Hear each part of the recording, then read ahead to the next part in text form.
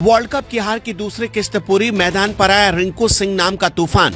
रवि बिश्नोई ने किया कमाल, ऑस्ट्रेलिया ने दोबारा भारत के सामने टेक दिए घुटने। भारतीय टीम ने ऑस्ट्रेलिया को टी20 सीरीज के दूसरे मुकाबले में 44 रनों से हराया। सूर्य कुमार यादव की कप्तानी ने रंग जमाया। 5 मैचों की सीरीज में भारत ने बनाया 2-0 की बढ़त। सलामी बल्लेबाज ऋतुराज गायकवाड़ ने भी बल्ले से दिखाया दम, तो यशस्वी जायसवाल और ईशान किशन की ताबड़तोड़ बल्लेबाजी ने भारत को 4 विकेट पर 235 रन बनाने में बड़ी भूमिका निभाई। इन तीनों की अर्धशतकीय पारी के बाद रिंकू सिंह ने सिर्फ 9 गेंदों में 4 चौके और 2 छक्कों की मदद से ऐसी तूफानी पारी खेली जो भारत के इतिहास में किसी भी बल्लेबाज के एक बल्ले से अभी तक निकल नहीं पाई थी। ऋतुराज ने 43 गेंदों में 3 चौके और 2 छक्कों की मदद से 58 रन बनाए। इसके साथ ही यशस्वी जायसवाल के साथ पहले विकेट के लिए सिर्फ 35 गेंदों में 77 रनों की साझेदारी की। ईशान किशन के साथ दूसरे विकेट के लिए 58 गेंदों में 87 रन की पार्टनरशिप हुई। आज तो यशस्वी जायसवाल जैसे वर्ल्ड कप की हार का बदला लेने के लिए कसम खाकर उतरे थे।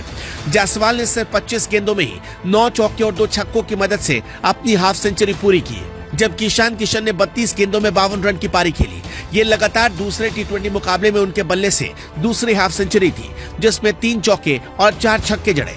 ऑस्ट्रेलिया के लिए नाथन एलिस ने 4 ओवर में 45 रन देकर 3 विकेट लिए। जायसवाल और ऋतुराज की जोड़ी ने भारत को तेज तरार शुरुआत दिलाई। ऋतुराज ने स्टॉइनिस के पहली ओवर में चौका लगाया, लेकिन बाएं हाथ के बल्लेबाज जायसवाल ज्यादा आक्रामक नजर आए। उन्होंने तीसरे ओवर में मैक्सवेल के खिलाफ 2 चौके लगाने के बाद चौथे ओवर में सीन एबॉट के खिलाफ लगातार 3 चौके और 2 छक्के जड़े। उन्होंने इस गेंदबाज के अगले ही ओवर में फिर से हैट्रिक चौका जड़कर सिर्फ 24 गेंदों में ही अपनी हाफ सेंचुरी बना ली। पावर प्ले में भारत का स्कोर 1 विकेट पर 77 रन हो चुका था और ऑस्ट्रेलिया के गेंदबाज अब हाफ चुके थे। भारतीय टीम 6 से 10वें ओवर तक सिर्फ 1 चौका लगा सकी। ये पूरी पारी में भारतीय टीम के लिहाज से सबसे सुस्त ओवर थे।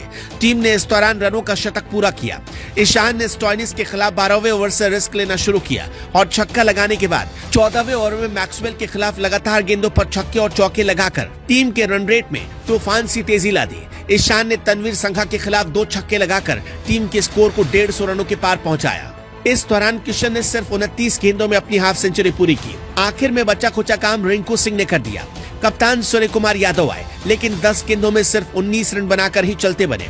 उन्होंने अपना खाता छक्का लगाकर खोला। उन्होंने जैम्पा की गेंद पर गेंदबाज के ऊपर से एक लंबा शॉट खेला जो सीधे स्टेडियम में बैठे दर्शकों के बीच पहुंचा।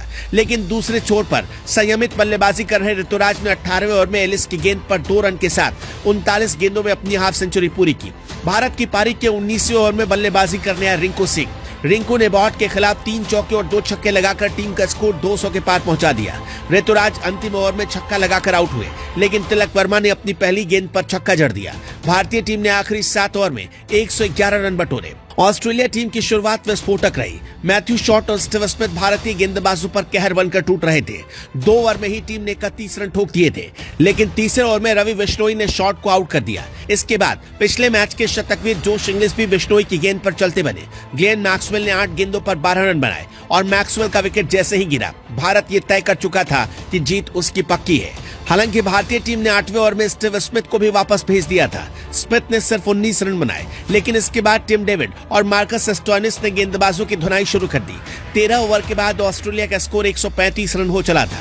टीम मुकाबले में वापसी कर चुकी थी, लेकिन 14वें ओवर में रवि बिश्नोई फिर से वापस लाए गए और टिम डेविड का बड़ा विकेट उन्होंने ले लिया।